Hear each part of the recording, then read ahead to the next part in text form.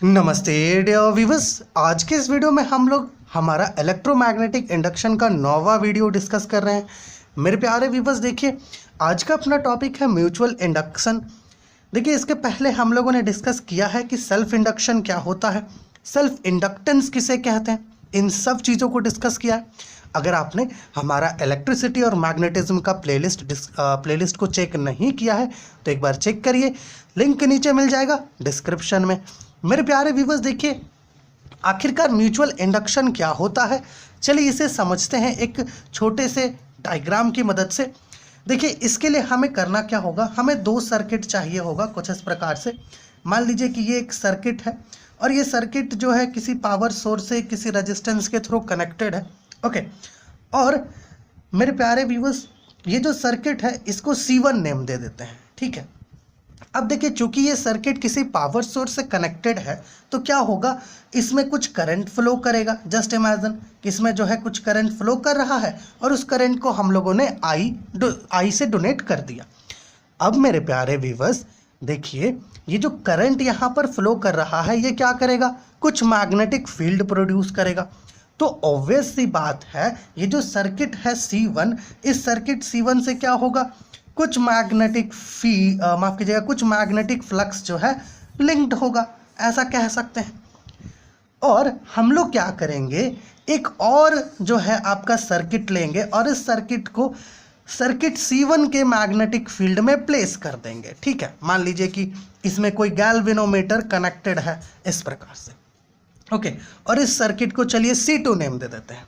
हम लोगों ने क्या किया मेरे प्यारे व्यूअर्स, हम लोगों ने एक दूसरा सर्किट लिया C2 और इसे अपना सर्किट C1 के मैग्नेटिक फील्ड में प्लेस कर दिया। ओके, अब यहाँ पर देखिए आपका जो सर्किट C1 है इसमें इससे कुछ मैग्नेटिक फ्लक्स लिंक्ड था।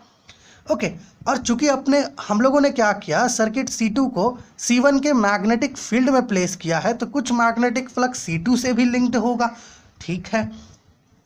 तो मेरे प्यारे व्यूअर्स, अगर मान लीजिए कि आपका ये जो सर्किट है इस सर्किट में अगर करंट चेंज हुआ, ये जो सर्किट C1 है जिसमें करंट फ्लो कर रहा है, अगर इसमें करंट चेंज हुआ, करंट को हम लोगों ने चेंज किया या करंट अल्टर हुआ, तो इससे क्या होगा, सर्किट C1 का मैग्नेटिक फील्ड भी अल्टर होगा।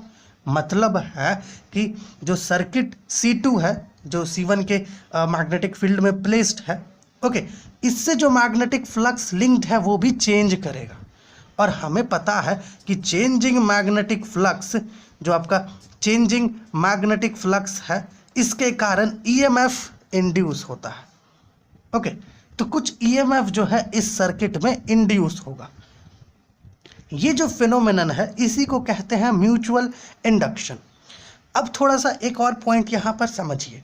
मान लीजिए कि ये जो सर्किट है इस सर्किट में जो करंट फ्लो कर रहा है ना, I, ये चेंज नहीं कर रहा, ये कांस्टेंट रह रहा है। तो क्या इस केस में भी म्यूचुअल इंडक्शन को हम लोग देख सकते हैं? बिल्कुल देख सकते हैं। हम लोग क्या करेंगे, जो अपना सर्किट है C2 इसको मूव करवा सकते हैं, है ना। इस सर्किट C1 के और क्लोज ला सकते हैं या फिर इस सर्किट C1 से और दूर ले जा सकते हैं, है ना। इससे क्या होगा, पास दूर ले जाएंगे तो क्या होगा, जो मैग्नेटिक फ्लक्स है वो बढ़ेगा घटेगा। इससे क्या होगा, changing magnetic flux EMF induce करती है, तो इस सर्किट C2 में कुछ EMF इंड्यूस होगा।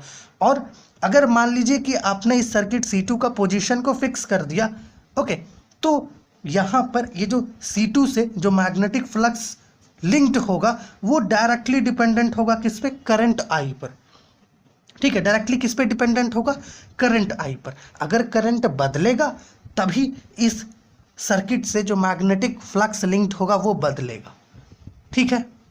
ओके, समझ रहे हैं ना।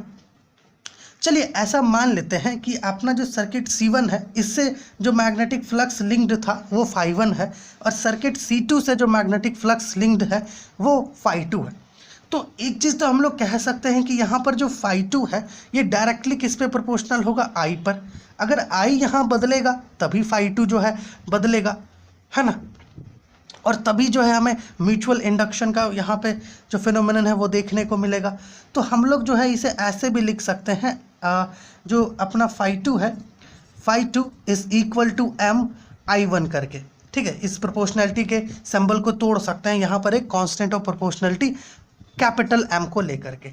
अब ये जो कैपिटल एम है इसे ही कहते हैं हम लोग म्यूचुअल इंडक्टेंस या फिर कोफिशिएंट ऑफ म्यूचुअल इंडक्शन। ठीक है, देखिए यहाँ पे लिखे हैं हम लोग whenever the current flowing through a circuit changes, ठीक है, the magnetic flux linked with neighboring circuit also changes। ठीक है, जब किसी भी एक सर्किट के थ्रू करंट फ्लो कर रहा है, अगर वो बदलता है, ठीक है, तो उसके नज़दीक में उसके नेबरिंग में जो सर्किट है उससे जो मैग्नेटिक फ्लक्स लिंक्ड होगा वो बदलेगा। ये चीज़ आप समझ गए हैं।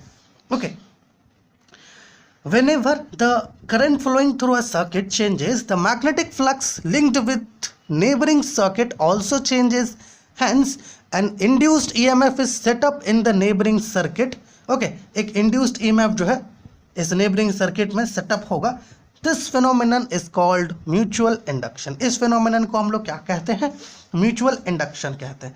आगे देखिए क्या लिखा है हम लोगों ने। अच्छा, the circuit in which current changes is called primary circuit. जैसे इस सर्किट में करंट फ्लो कर रहा था तो इसमें करंट चेंज करेगा तभी मैग्नेटिक फ्लक्स चेंज होगा इस दूसरे वाले सर्किट में, है ना। तो ये जो अपना पहला सर्किट है इसको कहते हैं प्राइमरी सर्किट, और ये जो दूसरा सर्किट है जिसमें आपका फ्लक्स चेंज जो आपका फ्लक्स से लिंक्ड है, ओके, इसको कहते हैं सेकेंडरी सर्किट। ठीक है, इसको क्या कहते हैं? Secondary circuit. यहाँ पे लिखा है हम लोगों ने the circuit in which current changes is called primary circuit while the neighbouring circuit, है ना, in which EMF is induced is called secondary circuit. ठीक है, जिसमें आपका करंट चेंज कर रहा है वो है प्राइमरी सर्किट, और जिसमें ईएमएफ इंड्यूस करता है वो है सेकेंडरी सर्किट। ठीक है, ये चीज़ समझ गए होंगे। अब यहाँ पर देखिए एक और पॉइंट लिखे हैं, if the position of the secondary circuit is fixed. ये सेकेंडरी सर्किट है, अगर इसका पोजीशन फिक्स्ड रखेंगे तो ये प्योरली करंट पर डिपेंड करेगा, इसमें जो करंट फ्लो कर रहा है इस पर डिपेंड करेगा। अगर ये बदला तो इससे जो लिंक्ड है सेकेंडरी सर्किट से जो मैग्नेटिक फ्लक्स लिंक्ड होगा वो बदलेगा, है ना, और चेंजिंग मैग्नेटिक फ्लक्स के कारण ईएमएफ इंड्यूस होता है, तो हमें यहाँ पर कुछ इंड्यूस्ड ईएमएफ देखने को मिलेगा।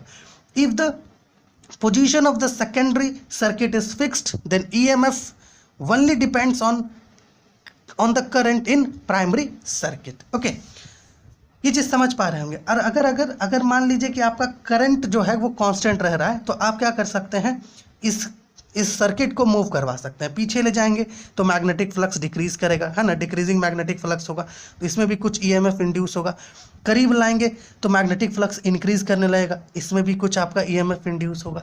ठीक है, सो चेंजिंग मैग्नेटिक फ्लक्स क्या करता है, ईएमएफ इंड्यूस होता है। बेसिक सा जो मेन जो कंसेप्ट है वो यही है इसका।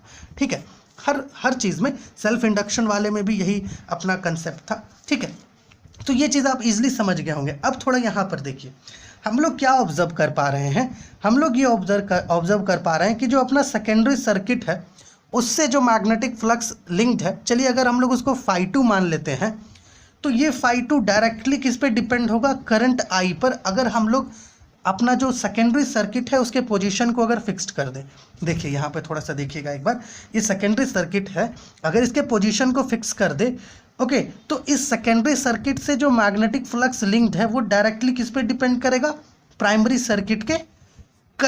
सर्किट में जो करंट फ्लो कर रहा है उस पर डिपेंड करेगा। ओके, अब यहाँ पर देखिए, अगर हम लोग यहाँ पे इस प्रोपोर्शनैलिटी के सिंबल को तोड़ते हैं तो हमें जो है यहाँ पे मिलेगा MI।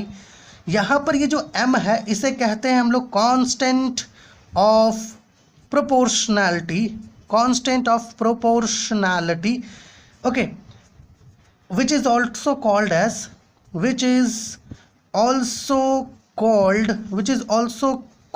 as सेल्फ इन एक माफ कीजिएगा mutual inductance. Okay, mutual inductance, और we can also call this as coefficient of mutual induction. Okay, इसको थोड़ा सा आप ध्यान में रखिएगा। ठीक है, सो होप ये जो वीडियो है ये आपके लिए हेल्पफुल हुआ होगा। इस वीडियो में बेसिकली हम लोगों ने कोशिश किया म्यूचुअल इंडक्शन को समझने का। ओके, अपना ये जो डायग्राम था इसकी मदद से समझने का कोशिश किया। होप आप ग्रैब कर पाए होंगे थिंग्स को। और ये जो पॉइंट्स यहाँ पे हम लोग लिखे हैं इसको प्लीज़ ध्यान में रखिएगा, और इसे भी ध्यान रखिएगा कि करंट जिसमें चेंज हो रहा होता है वो प्राइमरी सर्किट होता है, और जिसमें ईएमएफ इंड्यूस होगा वो सेकेंडरी सर्किट होगा। ठीक है, अगर सेकेंडरी सर्किट का पोजीशन फिक्स रखें तो ईएमएफ जो होगा वो बेसिकली किस पे डिपेंड करेगा, आपका करंट पर, है ना, क्योंकि प्राइमरी सर्किट में जो करंट है उस पर, है ना। अगर प्राइमरी सर्किट में करंट बदला तभी तो मैग्नेटिक फ्लक्स बदलेगा सेकेंडरी सर्किट में। ओके, तो चलिए मिलते हैं आपसे अगली वीडियो में।